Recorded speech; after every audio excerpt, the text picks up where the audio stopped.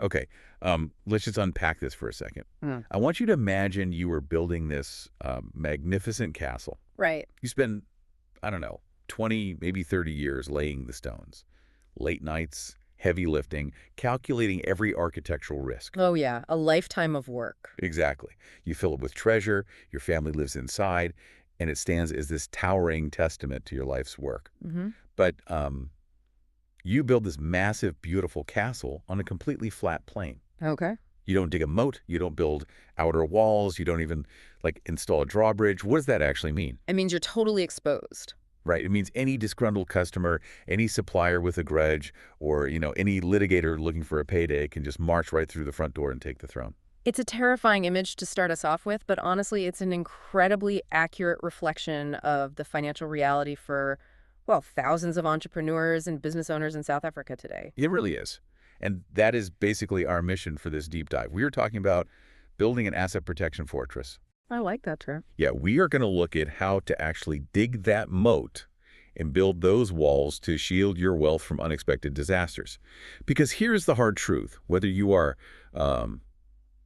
a high-earning professional, a contractor, or running a family business, if you are generating income and accumulating assets in your personal name, you are unknowingly exposed. Completely exposed. Yeah. So today, we are pulling our insights from a really highly detailed newsletter that focuses entirely on trust-based asset protection for South African business owners. And we're looking at that alongside the expert methodologies of Lumka Sturman, who is a specialized trust consultant. And what's fascinating here is that to build this fortress, we first have to dismantle a very dangerous, very common assumption. The company shield, right? Exactly. Most business owners think they already have a moat. They think that because they operate as a PLTD, a proprietary limited company, their personal assets are just entirely off limits to business liability. Hold on. Let me just stop you right there, because I think I share that assumption with, like, a lot of our listeners. Most people do. Right. I mean, I thought the entire point of creating a company was limited liability. Yeah. The word limited is literally in the name. Are you saying the corporate shield is basically made of cardboard now? In a lot of modern scenarios, yes, it absolutely is. Wow. Yeah, the legal mechanisms that allow creditors to bypass the company and go straight for your personal assets, what lawyers call piercing the corporate veil, they've expanded massively. So it's not just for, like, criminal stuff anymore. No, it's not just about blatant fraud anymore. Let's look at the Consumer Protection Act, or the CPA. Okay. The CPA has incredibly broad definitions for product defects and service failures. If a consumer is harmed, and they can argue gross negligence in how you manage safety protocols, they can look past the company and point the finger directly at you as the director. So it's like wearing a bulletproof vest, but leaving your head completely exposed. Right. You think you're safe, but a well-aimed lawsuit can still totally take you down. That's exactly it. And it doesn't even stop with the CPA. You have the Competition Commission, which has the power to levy penalties of up to 10% of your annual turnover for violations. 10% of turnover, not profit. Turnover. It's massive. And you have environmental liabilities that can suddenly materialize decades after a project is finished. And then, of course, there's the CCMA. Oh, the labor disputes. Yeah, the Commission for Conciliation, Mediation, and Arbitration. The labor courts in South Africa have become incredibly sophisticated. How so? Well, if a director is found personally culpable for an unfair labor practice or, say, a deeply unsafe working environment, the veil can absolutely be pierced. That is wild, because I think the general perception is that piercing the corporate veil only happens to, massive, shady corporations doing Enron-level accounting tricks. Not at all. In fact, it most frequently happens through very routine, everyday business practices. And you know what the absolute biggest culprit is? Let me guess. Taxes. Personal guarantees. Oh, right. Signing a surety. Precisely. Banks demand personal guarantees for business loans. Landlords demand them for commercial leases. Suppliers want them before opening a credit account. Exactly. The moment you sign a personal surety, you have voluntarily built a bridge right over your own corporate moat. You're just handing them the keys. You are telling the creditor, if the business can't pay, take my house. And on top of that, you have Section 22 of the Companies Act, which deals with reckless trading. Okay, wait. What actually qualifies as reckless trading? Because that sounds like a really gray area. Like, if my business is struggling and I'm just trying to keep the lights on, am I trading recklessly? That is exactly where business owners get caught out. If your company is factually insolvent, meaning its liabilities exceed its assets and you just keep incurring debt, hoping a big contract will come through to save the day, a court can rule that you are operating recklessly. And then what? If that happens, you as the director lose your limited liability. You become personally liable for the company's debts. Man, this brings to mind that incredibly sobering detail in our sources about the engineering consultant. Reading about what happened to him actually made my stomach drop. You're referring to the case of Mr. Naidu. Yeah. And it is heartbreaking because it illustrates just how easily this happens to really good people.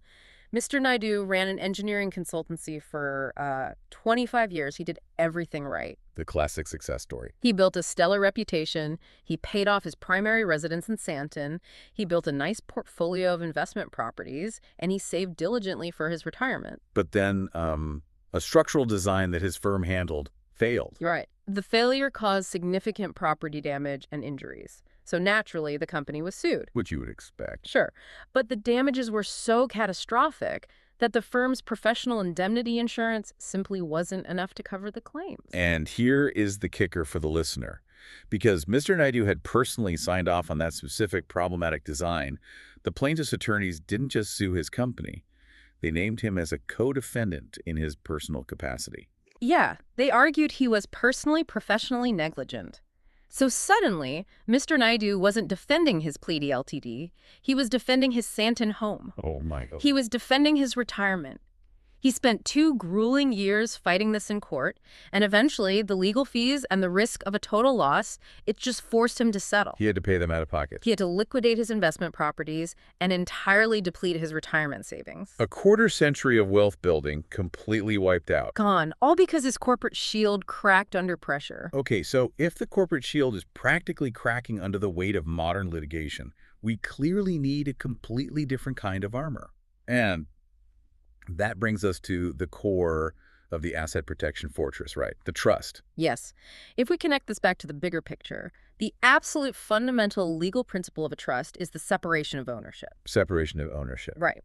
To genuinely protect your assets, you must physically and legally sever the ownership tie between you, the human being operating the business, and your accumulated wealth. Can you break down the mechanics of that? Because, I mean, to an entrepreneur who is used to owning everything they build, creating an entity to hold your wealth feels very abstract. It's almost like creating a ghost entity. It does feel abstract, I get that, but the logic is beautifully simple. When you transfer assets to a properly structured trust, those assets no longer legally belong to you. Okay. They belong to the trust, which is a completely separate legal entity. And here's the magic formula.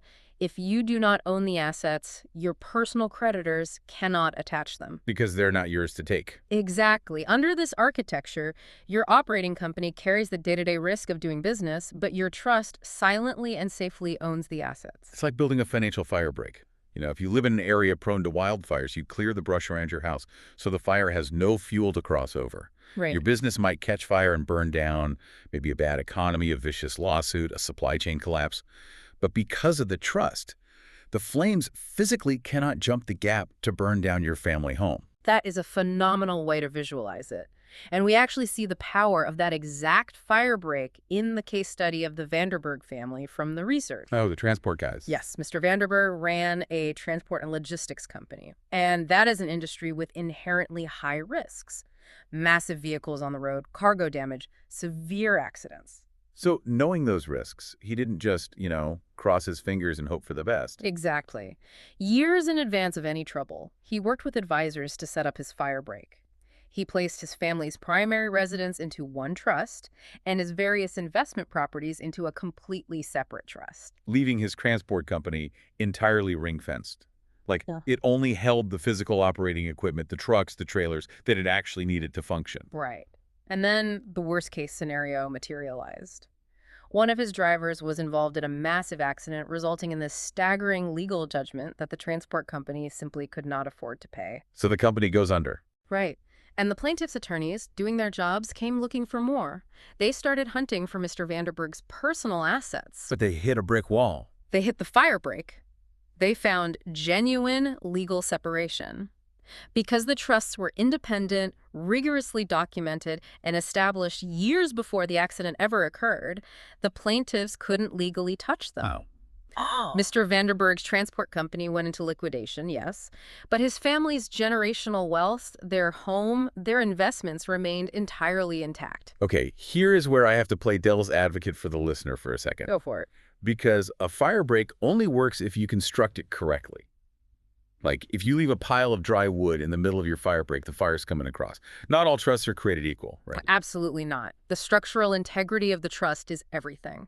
It dictates whether a South African judge will look at it and respect the boundary, or whether they will collapse it entirely. So let's talk about that structural integrity, starting with trustees. Our sources make it very clear you cannot be the sole trustee. So to get this protection, I essentially have to hand over legal ownership of my life's work to independent trustees. Essentially, yes. I mean, I have to ask a professional accountant or an attorney for permission to buy a house with my own money. That sounds terrifying to a control-freak entrepreneur.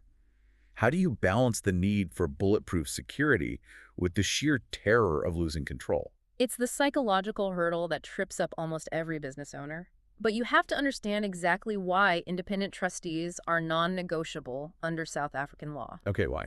If you are the sole trustee, or if the trust deed is written so that you can just overrule anyone and control all the decisions without question, a court will look at that structure and say, this isn't a legitimate trust. This is just your alter ego. You're just wearing a fake mustache and calling yourself a trust. Exactly. And that is precisely what happened to the Peterson Trust mentioned in our sources. Mrs. Peterson set up a trust, but she maintained absolute dictatorial control over what the trust bought, sold, and distributed. So the independent trustee was just there for show. They were just a rubber stamp. When creditors challenged the structure, the court agreed the trust was just her operating under a pseudonym. The veil was pierced, the trust was collapsed, and her protection evaporated instantly. So you need an independent trustee who actually exercises genuine independent judgment. Yes. But beyond the trustees, you also have to look at the beneficiaries.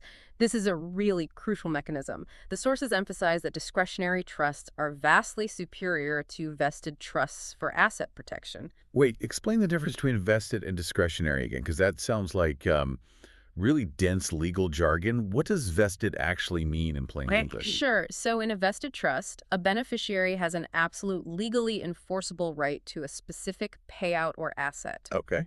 For example, the trust deed might say, John gets 50% of the rental income every year.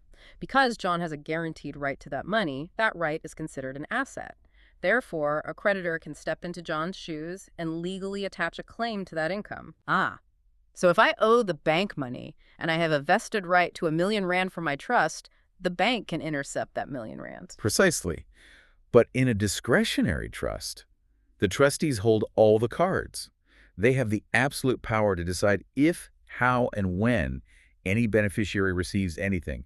You have no guaranteed right to a single cent. Which sounds bad until you get sued. Exactly. Because if a creditor comes after you, the trustees can just say, well, we are using our legal discretion to not distribute any money to this beneficiary right now. And there's nothing the creditor can do about it.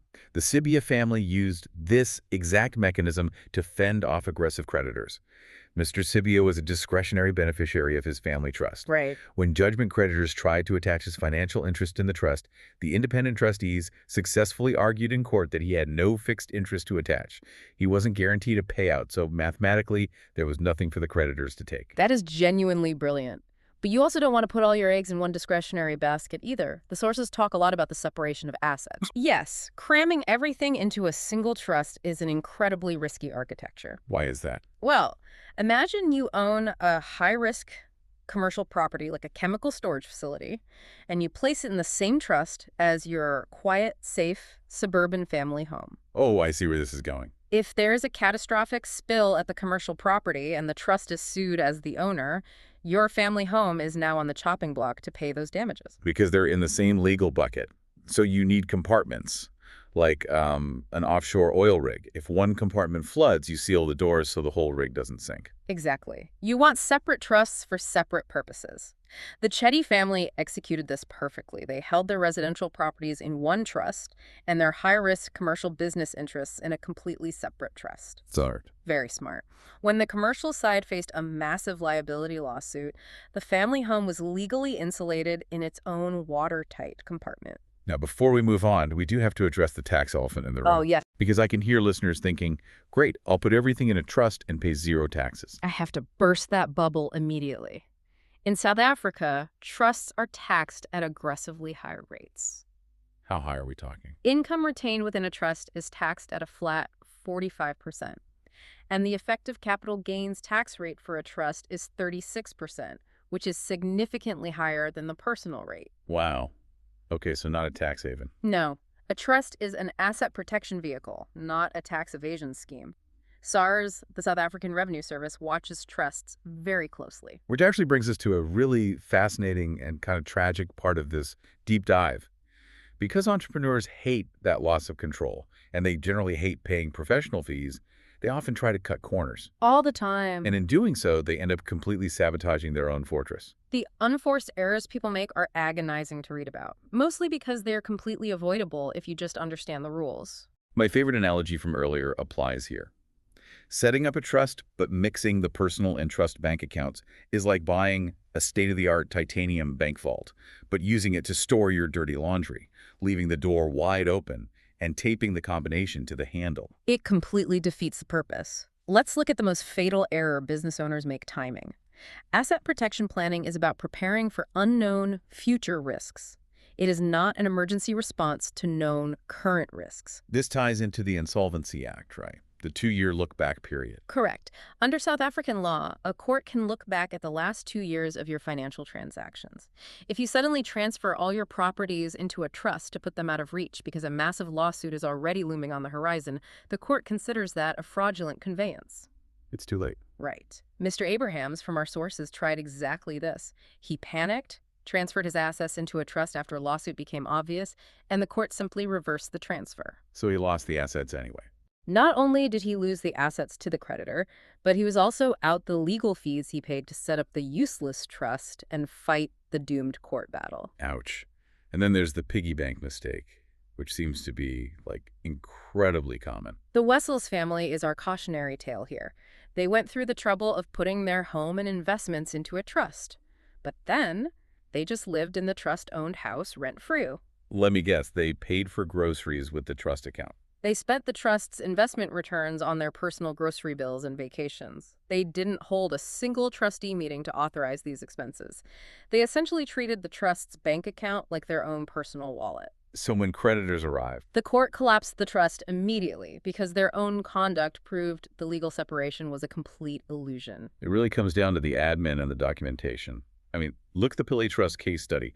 This trust existed for 15 years. 15 years. And when litigation finally hit, they needed to prove to a judge that the trust was an independent functioning entity.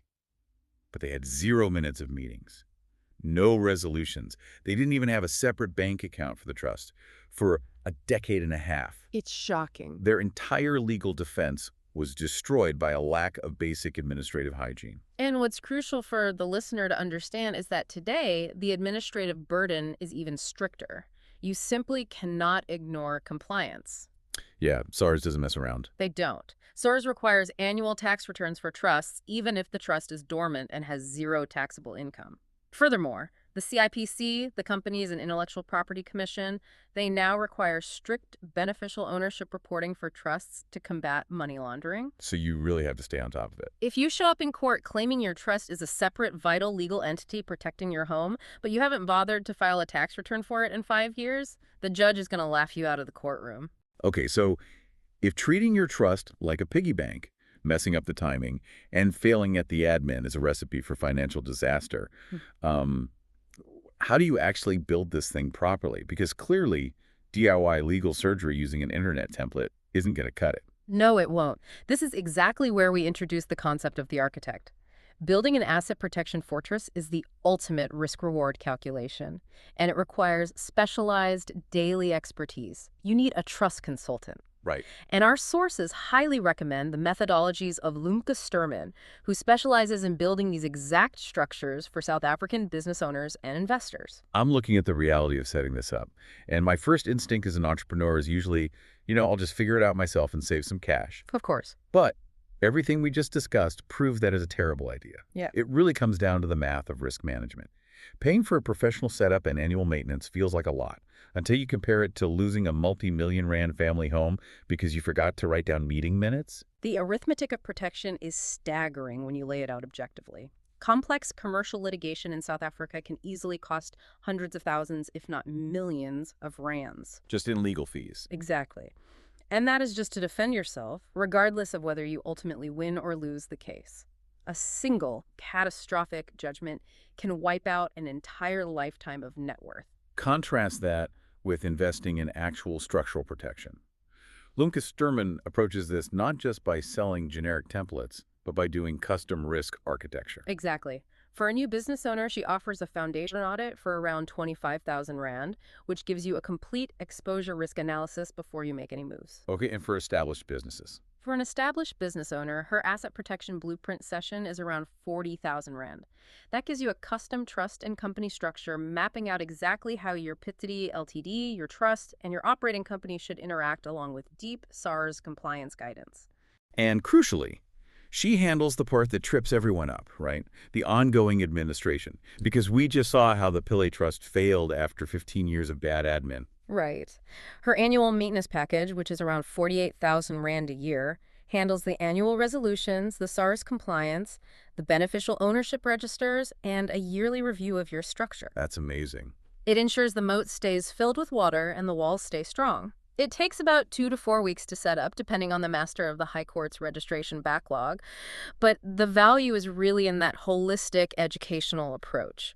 She wants her clients to understand how their trust works, rather than just dumping a stack of Latin legal documents on their desk. It's about empowering the business owner. So if you are listening to this and realizing your magnificent castle is sitting on a flat plane with the front door wide open, you can visit her website at www.lumcasterman.com to join her waitlist or book a consultation. Again, that's www.lumcasterman.com. It's an investment in certainty. It really is. So let's bring this all together.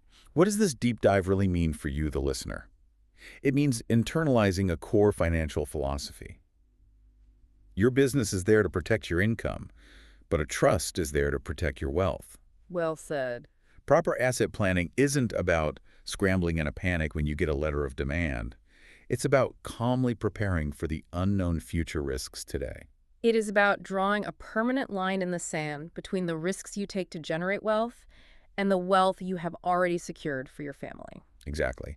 And I want to leave you with a final, slightly different thought to chew on. We've talked endlessly today about the mechanics of protection, the lawsuits, the worst-case scenario. All the scary stuff. Yeah, all the scary stuff. But think about the psychological freedom of a safety net. If you knew with absolute legal certainty that your family's home, your investments, and your legacy were completely bulletproof, I mean, how would that change the way you operate your business tomorrow? Oh, that's a great point. If the paralyzing fear of personal financial ruin was completely removed from the equation, would you take bigger, bolder swings? Would you innovate more? True asset protection doesn't just defend your past, it might actually be the key to unlocking your future. That is a very powerful way to look at it. You spent decades building your castle. Dig the moat, build the fortress, protect your legacy.